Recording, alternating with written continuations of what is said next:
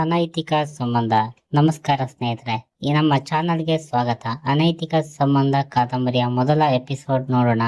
ನಮ್ಮ ಚಾನಲ್ನ ಸಬ್ಸ್ಕ್ರೈಬ್ ಮಾಡಿ. ಈಗ ಕತೆ ಆರಂಭಿಸೋಣ ಬನ್ನಿ. ಬೆಳಗಿನ ಸೂರ್ಯನ ಕಿರಣಗಳು ಮನೆಯ ಅಂಗಳವನ್ನು ಬೆಳಗಿಸುತ್ತಿದ್ದವು. ಅಡುಗೆ ಮನೆಯಿಂದ ಬರುತ್ತಿದ್ದ ಕಾಫಿಯ ಪರಿಮಳ ಮನೆಯನ್ನೆಲ್ಲ ಆವರಿಸಿತ್ತು.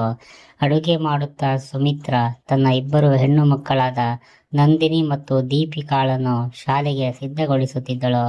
ಅಮ್ಮ, ನನ್ನ ಪುಸ್ತಕ ಎಲ್ಲಿದೆ ಎಂದು ನಂದಿನಿ ಕೂಗಿದಳು.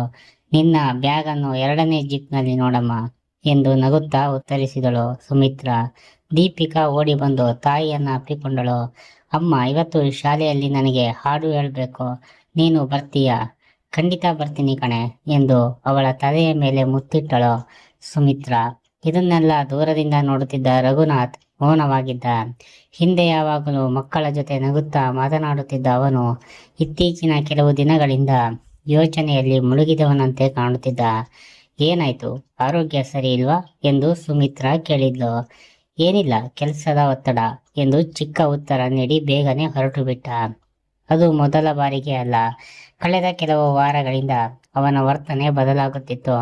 ಮನೆಗೆ ತಡವಾಗಿ ಬರುವುದು, ಊಟ ಸರಿಯಾಗಿ ಮಾಡದಿರುವುದು, ಮಕ್ಕಳ ಜೊತೆ ಮಾತನಾಡದೇ ಇರುವುದು, ಇವೆಲ್ಲವೂ ಸುಮಿತ್ರಳ ಮನಸ್ಸಿನಲ್ಲಿ ಪ್ರಶ್ನೆಗಳನ್ನು ಹುಟ್ಟಿಸುತ್ತಿದ್ವು. ಆ ಸಂಜೆ ಕೂಡ ರಘುನಾಥ್ ಎಂದಿನಂತೆ ತಡವಾಗಿ ಮನೆಗೆ ಬಂದ. ಅವನ ಮೊಬೈಲ್ಗೆ ನಿರಂತರವಾಗಿ ಸಂದೇಶಗಳು ಬರುತ್ತಿದ್ವು. ಪ್ರತಿ ಬಾರಿ ಸಂದೇಶ ಬಂದಾಗ ಅವನು ಮೊಬೈಲನ್ನು ಕೈಯಲ್ಲಿ ಹಿಡಿದು ಹೊರಗೆ ಹೋಗಿ ಮಾತನಾಡ್ತಿದ್ದ.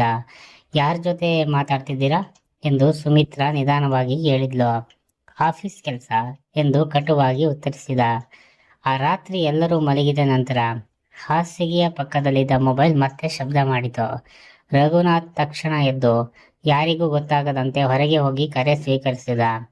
ಬಾಗಿಲಿನ ಹಿಂದೆ ನಿಂತಿದ್ದ ಸುಮಿತ್ರಾಳಿಗೆ ಅವನ ಮಾತುಗಳೆಲ್ಲ ಕೇಳಿಸ್ಲಿಲ್ಲ. ಆದರೆ ಒಂದು ವಾಕ್ಯ ಮಾತ್ರ ಸ್ಪಷ್ಟವಾಗಿ ಕೇಳಿಸ್ತು.